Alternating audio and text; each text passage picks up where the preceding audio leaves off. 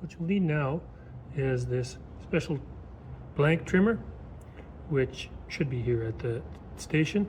The idea here is that we are going to be trimming so that the brass tubes that we glued in are exactly flush with the wood. So this side's already been done. I'm going to flip these,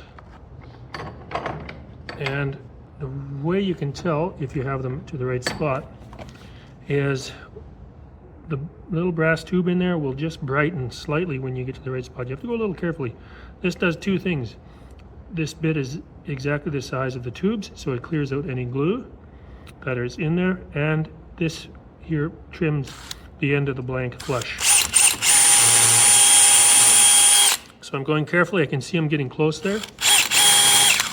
And there, as I went in just a little ways, the brass just brightened slightly, and that's when you have to stop. This one's quite a bit deeper, so I'll have to go slowing down. I'm going to slow down. Go carefully. There, I saw it brighten.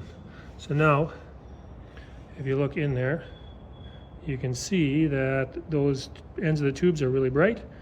If you go too far, it's going to make your pen not work, so you have to stop immediately once it brightens.